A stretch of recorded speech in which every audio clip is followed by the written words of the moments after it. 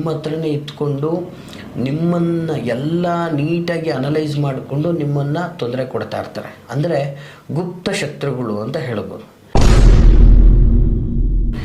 ಏನು ಮಾಡಿದ್ರೂ ಕೂಡ ನಿಮ್ಮ ಶತ್ರುಗಳಿಂದ ನಿಮಗೆ ರಕ್ಷಣೆಯನ್ನು ತಗೊಳಕ್ಕಾಗ್ತಾ ಇರಲ್ಲ. ಒಂದಲ್ಲ ಒಂದು ವಿಧದಲ್ಲಿ ನಿಮಗೆ ತೊಂದರೆ ಕೊಡ್ತಾ ಇರ್ತಾರೆ. ವ್ಯಾಪಾರ ವ್ಯವಹಾರದಲ್ಲಿ ಆಗ್ಬೋದು, ನಿಮ್ಮ ಗ್ರಾಹಕರನ್ನೆಲ್ಲ ಅವ್ರು ಸೆಳ್ಕೊಂಡು ತೊಂದರೆಗಳನ್ನು ಕೊಡುವಂಥದ್ದು, ಅಥವಾ ನಿಮ್ಮ ಹೆಸರನ್ನು ಕೆಟ್ಟದಾಗಿ ಬಿಂಬಿಸುವಂಥದ್ದು. ಈ ಸಿಕ್ಕಾಪಟ್ಟೆ ತೊಂದರೆ ಶತ್ರುಗಳಿಂದನೇ ಆಗ್ತಾ ಇದೆ ಅಂತ ಗೊತ್ತು, ಆದರೆ ಶತ್ರುಗಳು ಯಾರು ಅನ್ನೋದೇ ಕಂಡುಹಿಡಿಯೋಕ್ಕಾಗ್ತಾ ಇರೋದಿಲ್ಲ. ಸ್ನೇಹ, ಸಲಿಗೆ, ಸಂಬಂಧ ಈ ಒಂದು ವ್ಯವಸ್ಥೆಗಳಲ್ಲೇ ಆಗಿರ್ಬೋದು. ನಿಮ್ಮಿಂದನೇ ಕಲಿತು ನಿಮ್ಮ ಹತ್ರನೇ ಇದ್ದು ನಿಮಗೆ ದ್ರೋಹ ಬಗೆದು ಕೂಡ ಹೋಗಿ ದ್ವೇಷವನ್ನು ಸೃಷ್ಟಿ ಮಾಡಿಕೊಂಡಿರ್ತಕ್ಕಂಥವ್ರು ಕೂಡ ಆಗಿರ್ತಾರೆ. ನಾವು ಅವರು ತುಂಬ ಚೆನ್ನಾಗಿ ಪ್ರೀತಿ ವಿಶ್ವಾಸದಿಂದ ಇದ್ವಿ, ಬಟ್ ಇವತ್ತು ನನ್ನದೇ ಒಂದು ಪರ್ಸ್ನಲ್ ಲೈಫ್ ಅಂತ ಆಗಿದೆ, ನಾನು ಅವರೊಟ್ಟಿಗೆ ಇರೋಕ್ಕಾಗ್ತಾ ಇಲ್ಲ, ಅವ್ರಿಗೆ ರಿಯಲೈಸ್ ಮಾಡಿದ್ರು ಅರ್ಥ ಮಾಡ್ಕೊಳ್ಳದೆ ನನ್ನನ್ನು ಹಿಂಸಿಸ್ತಾ ಇದ್ದಾರೆ. ಈ ರೀತಿಯಾಗಿ ತುಂಬ ಹೆಣ್ಮಕ್ಳು ಅಸಹಾಯಕ ಸ್ಥಿತಿಯಲ್ಲಿ ನೋವನ್ನು ಅನುಭವಿಸಿರೋದು ಉಂಟು. ನಮಸ್ತೆ ವೀಕ್ಷಕರೇ, ನಾನು ನಿಮ್ಮ ಮೈಸೂರಿನ ಶ್ರೀನಿವಾಸನ್. ವೀಕ್ಷಕರೇ, ಇವತ್ತಿನ ದಿನ ನಾನು ಬಹಳ ಸುಲಭವಾದಂತಹ ಸರಳವಾದಂತಹ ಶತ್ರುಗಳಿಂದ ಮುಕ್ತಿಯನ್ನು ಪಡೀಲಿಕ್ಕೆ, ಶತ್ರುಗಳ ಉಪಟಳಗಳಿಂದ ರಕ್ಷಿಸ್ಕೊಳ್ಳಿಕ್ಕೆ, ಶತ್ರು ನಾಶಕ್ಕೆ ಒಂದು ವಿಶೇಷವಾದಂತಹ ತಂತ್ರವನ್ನು ನಿಮಗೆ ತಿಳಿಸ್ತಾ ಇದ್ದೀನಿ. ಬಹಳ ಅದ್ಭುತವಾದಂತಹ ಸುಲಭವಾದಂತಹ ತಂತ್ರ. ಯಾರೂ ಕೂಡ ಸ್ಕಿಪ್ ಮಾಡದೆ ಈ ವಿಡಿಯೋನ ಸಂಪೂರ್ಣವಾಗಿ ನೋಡಿ, ಸಂಪೂರ್ಣ ಮಾಹಿತಿ ನಿಮಗೆ ಸಿಗುತ್ತೆ. ವೀಕ್ಷಕರೇ, ಸಾಮಾನ್ಯವಾಗಿ ಇವತ್ತು ಶತ್ರುಗಳ ಒಂದು ತೊಂದರೆಗಳು ನಿಮಗೆ ನಾನಾ ವಿಧದಲ್ಲಿ ಆಗ್ತಾ ಇರ್ತದೆ. ಏನು ಮಾಡಿದ್ರೂ ಕೂಡ ನಿಮ್ಮ ಶತ್ರುಗಳಿಂದ ನಿಮಗೆ ರಕ್ಷಣೆಯನ್ನು ತಗೊಳಕ್ಕಾಗ್ತಾ ಇರಲ್ಲ. ಒಂದಲ್ಲ ಒಂದು ವಿಧದಲ್ಲಿ ನಿಮಗೆ ತೊಂದರೆ ಕೊಡ್ತಾ ಇರ್ತಾರೆ. ವ್ಯಾಪಾರ ವ್ಯವಹಾರದಲ್ಲಿ ಆಗ್ಬೋದು, ನಿಮ್ಮ ಗ್ರಾಹಕರನ್ನೆಲ್ಲ ಅವ್ರು ಸೆಳ್ಕೊಂಡು ತೊಂದರೆಗಳನ್ನು ಕೊಡುವಂಥದ್ದು, ಅಥವಾ ನಿಮ್ಮ ಹೆಸರನ್ನು ಕೆಟ್ಟದಾಗಿ ಬಿಂಬಿಸುವಂಥದ್ದು, ನಿಮಗೆ ತೇಜೋವಧೆಯನ್ನು ಮಾಡುವಂಥದ್ದು, ಸಮಾಜದಲ್ಲಿ ನಿಮ್ಮ ಕೀರ್ತಿ ಗೌರವವನ್ನು ನಾಶ ಮಾಡುವಂಥದ್ದು, ಹೀಗೆ ನಾನಾ ವಿಧದಲ್ಲಿ ನಿಮಗೆ ತೊಂದರೆಗಳನ್ನು ಕೊಡ್ತಾ ಇರತಕ್ಕಂಥವು ಈ ಥರದ ಕೆಲವು ಶತ್ರುಗಳು. ಮತ್ತು ಕೆಲವೊಬ್ಬರಿಗೆ ತೊಂದರೆಗಳಾಗ್ತಾನೇ ಇರ್ತದೆ. ಈ ಸಿಕ್ಕಾಪಟ್ಟೆ ತೊಂದರೆ ಶತ್ರುಗಳಿಂದನೇ ಆಗ್ತಾ ಇದೆ ಅಂತ ಗೊತ್ತು, ಆದರೆ ಶತ್ರುಗಳು ಯಾರು ಅನ್ನೋದೇ ಕಂಡುಹಿಡಿಯೋಕ್ಕಾಗ್ತಾ ಇರೋದಿಲ್ಲ. ಜೊತೆಗೆ ಯಾವ ಶತ್ರುಗಳಿಂದ ಏನು ಆಗ್ತಾ ಇದೆ ಅನ್ನೋದನ್ನು ಅನಲೈಸ್ ಮಾಡೋಕ್ಕಾಗ್ತಾರಲ್ಲ. ನಿಮ್ಮ ಹತ್ರನೇ ಇಟ್ಕೊಂಡು ನಿಮ್ಮನ್ನು ಎಲ್ಲ ನೀಟಾಗಿ ಅನಲೈಸ್ ಮಾಡಿಕೊಂಡು ನಿಮ್ಮನ್ನು ತೊಂದರೆ ಕೊಡ್ತಾ ಇರ್ತಾರೆ. ಅಂದರೆ ಗುಪ್ತ ಶತ್ರುಗಳು ಅಂತ ಹೇಳ್ಬೋದು. ಈ ಥರದ ಶತ್ರುಗಳನ್ನು ಸಂಪೂರ್ಣವಾಗಿ ನಾಶ ಮಾಡಬೇಕು. ಸೊ ಇದರಿಂದ ನಿಮ್ಮ ಜೀವನದಲ್ಲಿ ಪ್ರಗತಿಯನ್ನು ನೀವು ಕಾಣಬೇಕು. ಹಾಗಾಗಿ ಬಹಳ ಸುಲಭವಾದಂಥ ನೋಡಿ, ಈ ಒಂದು ಶತ್ರು ನಾಶಕ್ಕೆ ಭಾಳಷ್ಟು ತಂತ್ರಗಳನ್ನು ನಾವು ನಿಮಗೆ ಹೇಳಿದ್ದೀವಿ. ಅದರಲ್ಲಿ ಇದು ತುಂಬ ಪವರ್ಫುಲ್ ಆದಂತಹ ಒಂದು ತಂತ್ರ ಆಗಿರ್ತದೆ. ಮತ್ತು ನಿಮ್ಮ ಶತ್ರು ಇವರೇ ಅನ್ನುವಂಥದ್ದು ಕೂಡ ನಿಮಗೆ ಗೊತ್ತಾಗುವಂಥದ್ದು, ಗೋಚಾರ ಆಗುವಂತಹ ವಿಚಾರಗಳು ಇದರಲ್ಲಿ ಇರ್ತದೆ.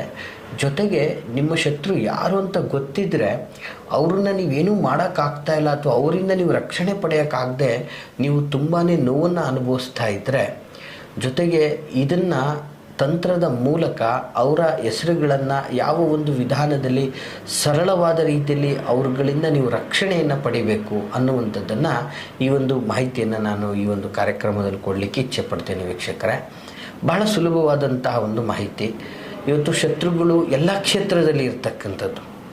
ಒಂದು ಉದ್ಯೋಗ ಕ್ಷೇತ್ರ ಆಗಿರ್ಬೋದು, ವ್ಯಾವಹಾರಿಕ ಕ್ಷೇತ್ರ ಆಗಿರ್ಬೋದು, ಕುಟುಂಬ ಮನೆತನ ಆಗಿರ್ಬೋದು, ಅಥವಾ ರಾಜಕೀಯ ವ್ಯವಸ್ಥೆಯಲ್ಲೇ ಆಗಿರ್ಬೋದು, ಅಥವಾ ವಿಶೇಷವಾಗಿ ಸ್ನೇಹ, ಸಲಿಗೆ, ಸಂಬಂಧ ಈ ಒಂದು ವ್ಯವಸ್ಥೆಗಳಲ್ಲೇ ಆಗಿರ್ಬೋದು. ನಿಮ್ಮಿಂದನೇ ಕಲಿತು ನಿಮ್ಮ ಹತ್ರನೇ ಇದ್ದು ನಿಮಗೆ ದ್ರೋಹ ಬಗೆದು ಕೂಡ ಹೋಗಿ ದ್ವೇಷವನ್ನು ಸೃಷ್ಟಿ ಮಾಡಿಕೊಂಡಿರ್ತಕ್ಕಂಥವ್ರು ಕೂಡ ಆಗಿರ್ತಾರೆ. ಸೊ ಹೀಗೆ ನಾನಾ ವಿಧದಲ್ಲಿ ಶತ್ರುಗಳ ಒಂದು ಪ್ರಭಾವಗಳನ್ನು ನೀವು ಅನುಭವಿಸ್ತಾ ಇದ್ದೀರಾ. ನಿಮ್ಮ ವಿರುದ್ಧ ತೊಂದರೆಗಳ ಮೇಲೆ ತೊಂದರೆ ಆಗ್ತಾ ಇದೆ. ಶತ್ರುಗಳ ಉಪಟಳಗಳಿಂದ ರಕ್ಷಣೆ ಪಡೆಯೋಕ್ಕಾಗ್ತಾ ಇಲ್ಲ. ಯಾವಾಗಪ್ಪ ಅವನು ಸಾಯ್ತಾನೆ, ಅವನು ಇರೋ ಗಂಟ ನಾವು ಬದುಕೋಕ್ಕಾಗಲ್ಲ ಅಂತ ಎಷ್ಟೋ ಜನ ಕೊರಗಿರ್ತಕ್ಕಂಥದ್ದನ್ನು ನೋಡಿದ್ದೀವಿ. ನಿಮ್ಮ ಮನೆಯಲ್ಲಿ ಅತ್ತಿಗೆ, ನಾದಿನಿ, ಅಣ್ಣ, ತಮ್ಮ ಹೀಗೆ ಇವ್ರುಗಳಿಗೆ ಸ್ವತಂತ್ರನೇ ಕೊಡದೆ ನಿಮ್ಮಲ್ಲೇ ಒಂದು ವಿಷದ ಬೀಜವನ್ನು ಸೃಷ್ಟಿ ಮಾಡಿ ಕಂಟ್ರೋಲಲ್ಲಿ ತಗೊಂಡು ಸಮಸ್ಯೆಗಳನ್ನೆಲ್ಲ ಕೊಡ್ತಾ ಇರ್ತಕ್ಕಂಥವ್ರನ್ನು ನಾವು ನೋಡಿರ್ತೀವಿ. ಈ ರೀತಿಯಾದಂತಹ ಈ ತೊಂದರೆಗಳಿಂದ ಮುಕ್ತಿಯನ್ನು ಪಡೆಯೋದಕ್ಕೆ, ಮತ್ತು ಇಂಥವರಿಂದ ನಮಗೆ ಮುಕ್ತಿ ಬೇಕು, ಅವನು ನಮಗೆ ಟಾರ್ಚರ್ ಕೊಡ್ತಾ ಇದ್ದಾನೆ, ನಮಗೆ ತೊಂದರೆಗಳನ್ನು ಕೊಡ್ತಾ ಇದ್ದಾನೆ, ನಮ್ಮ ಜೊತೆ ಚೆನ್ನಾಗೇ ಇದ್ದ, ಇತ್ತೀಚಿನ ದಿನಗಳಲ್ಲಿ ಈಗ ಸುಮ್ಮನೆ ನಮಗೆ ಬ್ಲ್ಯಾಕ್ ಮೇಲ್ ಮಾಡ್ತಾ ಇದ್ದಾನೆ, ಸಮಸ್ಯೆ ಕೊಡ್ತಾ ಇದ್ದಾನೆ, ನಾವು ಅವರು ತುಂಬ ಚೆನ್ನಾಗಿ ಪ್ರೀತಿ ವಿಶ್ವಾಸದಿಂದ ಇದ್ವಿ, ಬಟ್ ಇವತ್ತು ನನ್ನದೇ ಒಂದು ಪರ್ಸ್ನಲ್ ಲೈಫ್ ಅಂತ ಆಗಿದೆ, ನಾನು ಅವರೊಟ್ಟಿಗೆ ಇರೋಕ್ಕಾಗ್ತಾ ಇಲ್ಲ, ಅವ್ರಿಗೆ ರಿಯಲೈಸ್ ಮಾಡಿದ್ರು ಅರ್ಥ ಮಾಡ್ಕೊಳ್ಳದೆ ನನ್ನನ್ನು ಹಿಂಸಿಸ್ತಾ ಇದ್ದಾರೆ. ಈ ರೀತಿಯಾಗಿ ತುಂಬ ಹೆಣ್ಮಕ್ಳು ಅಸಹಾಯಕ ಸ್ಥಿತಿಯಲ್ಲಿ ನೋವನ್ನು ಅನುಭವಿಸಿರೋದು ಉಂಟು. ಮತ್ತು ಎಷ್ಟೋ ಜನ ಗಂಡು ಮಕ್ಕಳಿಗೂ ಕೂಡ ಈ ರೀತಿ ಆಗಿರ್ತಕ್ಕಂಥದ್ದು ಉಂಟು.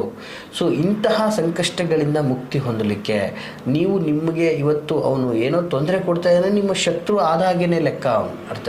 ಅಂತಹ ಒಂದು ಸಂಕಷ್ಟಗಳಿಂದ ಆ ಶತ್ರುಗಳಿಂದ ಮುಕ್ತಿಯನ್ನು ಹೊಂದಲಿಕ್ಕೆ, ನಿಮ್ಮ ಶತ್ರುಗಳು ನಾಶ ಆಗಲಿಕ್ಕೆ ಬಹಳ ಸರಳ ಸುಲಭವಾದಂತಹ ಒಂದು ತಂತ್ರವನ್ನು ನಾನು ನಿಮಗೆ ಹೇಳ್ತೀನಿ ವೀಕ್ಷಕರೇ. ಬಹಳ ಪವರ್ಫುಲ್ ಆದಂತಹ ರೆಮಿಡಿ ಇದಾಗಿರ್ತದೆ. ಅದ್ಭುತವಾಗಿ ನಿಮಗೆ ಇದು ಒಳ್ಳೆಯದಾಗ್ತದೆ. ಏನಪ್ಪ ಆ ಒಂದು ರೆಮಿಡಿ, ಯಾವ ರೀತಿಯಲ್ಲಿ ಇದನ್ನು ಮಾಡಬೇಕು ಅನ್ನುವಂಥದ್ದನ್ನು ನಾನು ಸ್ಪಷ್ಟವಾಗಿ ಹೇಳ್ತೀನಿ ವೀಕ್ಷಕರೇ. ನೀಟಾಗಿ ನೋಟ್ ಮಾಡ್ಕೊಳ್ಳಿ. ಬಹಳ ಸುಲಭ ಸರಳವಾದಂತಹ ಒಂದು ಪರಿಹಾರ ಕ್ರಮ ಅಂತ ಹೇಳಬಲ್ಲೆ.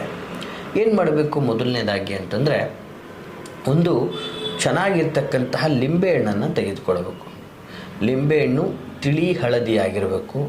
ಲಿಂಬೆಹಣ್ಣಲ್ಲಿ ಎಲ್ಲೂ ಒಂದು ಕಲೆ ಅನ್ನುವಂಥದ್ದು ಇರಬಾರ್ದು. ಅಷ್ಟು ಚೆನ್ನಾಗಿರ್ತಕ್ಕಂತಹ ಲಿಂಬೆಹಣ್ಣನ್ನು ಆರಿಸಿ ತೆಗೆದುಕೊಳ್ಬೇಕು.